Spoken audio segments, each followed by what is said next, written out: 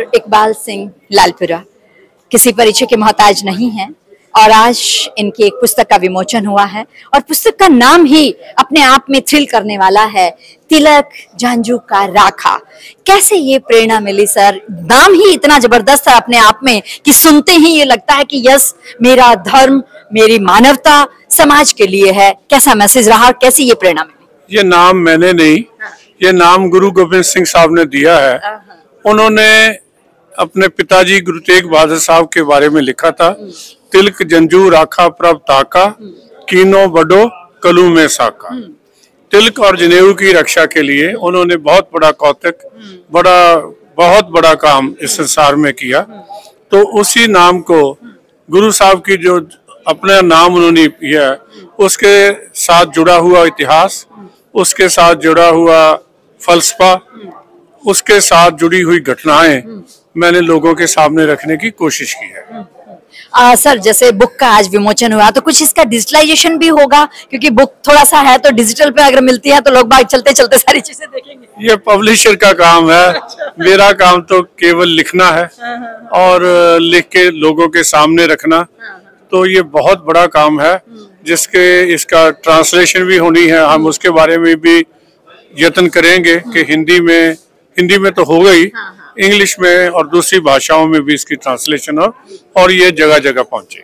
आज आपके इस बुक विमोचन पर आपने सर्वधर्म को यहाँ पर मौजूद किया, तो सर्वधर्म के मैसेज से एक नई जोश देना चाह रहे हैं आज के युवाओं को, आज के समाज को। ये बहुत जरूरी है। जब से मैंने लाइव शुरू की है तब से मेरा ये मकसद रहा है कि चाहे देश में लॉ एंड ऑर्डर मेंटेन करना हो या आपसी भाईचारा मजबूत करना हो, तो हम सब भारतीयों को मिलकर काम करना पड़ेगा। ऐसा प्रयास मैंने हमेशा ही किया है। मतलब मैं आपको उसको डेट भी दूं तो जब मैं एसपी था अमृतसर में 96 में, तभी मैं ऐसा ही करता था। फिर जहां जहां डिस्ट्रिक्ट में गया, जहां भी मुझे मौका मिला, ये मेरा एक काम करने का ढंग है कि सबको साथ लेके चलो। सब लोग अच्छे हैं। 98% ऑफ द सोसाइटी लोग बहुत कानून को मानने वाले हैं, सही रास्ते पे चलने वाले हैं। केवल 2% लोग हैं जो गैंग बनाते हैं, इसलिए कहते हैं क्रिमिनल्स का गैंग है। तो गैंग जो है वो 98% को तंग करता है। और अब सबसे बड़ी दुख की बात है, जब हम सुनते हैं, मैंने तो इसको देखा भी है कि पुलिस या एडमिनिस्ट्रेशन, क्रिमिनल और पॉलिटिशियन नेक्सस बन जाता है और फिर लोगों को लूटते भी हैं, उसको पंजाबी कहते कुटते भी है। इसी पर एक क्वेश्चन है। एक मिनट सर, बच्चे को एक मिनट बेटा, थोड़ा सा साइड में सर का ही लेना, क्योंकि आप आईपीएस रहे हैं, है ना? आपने लॉ एंड ऑर्डर बहुत मेंटेन किया है एंड भिंडरे वाला तक को आपने टक्कर दी और अंजाम तक लेके गए उस चीज को। तो वो जिंदगी और अब किस तरह से आप पूरे समाज के लिए इस तरह से आ गए हैं, तो बड़ा ही अपने आप में एक संत वाला हिसाब देखता है हर कोई जब आपका नाम लेता है। तो मेरे जीवन में कुछ भी बदलाव नहीं आया। आदमी कभी नहीं बदलता। जैसा मेरे माता पिता ने मुझे शिक्षा दी, जैसा मैं बचपन में था, आज तक ऐसा ही हूँ। नहीं, एक दबंग आईपीएस ऑफिसर जो कहीं नहीं डरा, जो सच के लिए लड़ा, और आज भी माइनॉरिटी कमीशन के प्रेसिडेंट होने के नाते भी और बाकी वैसे भी आप अपना मैसेज दे ही रहे हैं। तो क्या युवा पीढ़ी को आपका मैसेज रहेगा? देखो, मैं गुरु का सिख हूँ। 2 शब्द गुरबाणी के हैं, निरभौ निर्वैर। गुरु तेग बहादुर साहब ने भी कहा, पै काहू को देत न पैमानतान, को नानक सुन रे मना, ज्ञानी ताहे बखान। भय रहित समाज की सृजना हर सिख का काम है। सिख लोगों के लिए भय ना बन जाए, जो आज बना हुआ है। ये जो रियल सिखिज्म है वो है देवताओं का। बलिहारी गुर अपने दिहाड़ी सदबार, जिन मानस ते देवते किए करत न लागी बार। हमें फिर से देवता बनना है।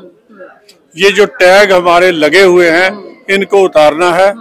समाज की सेवा, देश की सेवा निर्भयता और निर्वैरता से होनी चाहिए। हम ना पुलिस सर्विस में भी कभी किसी से बैर रखा है, ना किसी से डरे हैं, चाहे वो कोई भी हो, चाहे वो सरकार में हो उसके साथ भी पंगा लिया, कोई सच के लिए, सच के लिए, सच से कभी नहीं हुए, सच से कभी विचलित नहीं हुए, और लॉ एंड ऑर्डर मेंटेन करने के लिए लिया, बहुत बड़ा कुर्बानी भी दी, जिसको हम कहते हैं ना कि प्रमोशन जाती रही, ये हो गया। तो मैंने तो 83.6 kg हीरोइन पकड़ी थी, वो किसी पॉलिटिशियन के सुरक्षक थी, पॉलिटिशियन का उस समय के मुख्यमंत्री तक रसाई थी, रिश्तेदारी थी, तो मुझे शाम को बदल दिया वहां से तो मुझे कोई दुख नहीं हुआ। उसके बाद शुरू होती है कहानी कि किसी आदमी को सच्चे रास्ते से कैसे विचलित किया जा सकता है। तो वैसी बहुत सारी लड़ाइयाँ लड़ी हैं जिनके बारे में कभी पूरी डिटेल पे बात हो सकती है। सर, अभी जो आपने हीरोइन की बात की, हम देख रहे हैं, भले ही मैं माफी के साथ कहना चाहूंगी, पंजाब किस तरह से कितने समय से त्रस्त है ना। 2027 में इलेक्शन आ रहे, फरवरी में उम्मीद की जा रही है कि इलेक्शन होंगे, तो क्या रुख बदलेगा? क्या पंजाब की हवा भी शुद्ध हवा हो पाएगी? इन सब चीजों से बाहर निकल पाएगा? पंजाब का मुख्यमंत्री ये फैसला कर लेगा कि मैं ना नशा करूंगा, ना नशे करने वाले की मदद करूंगा, तो शाम को ठीक हो जाएगा। नहीं, वो तो मुख्यमंत्री तो पार्लियामेंट में आके उन्होंने तो पूरे काम किए हुए हैं, उसका तो हम जिक्र क्या कर सकते हैं। मैं तो वही बात कहता हूँ, कोई खुद पीता है, कोई पीने वालों की मदद करता है, कोई नशे बेचने वालों की मदद करता है, कोई उनसे पैसे लेके राजनीति करता है, तो फिर काम कैसे होगा?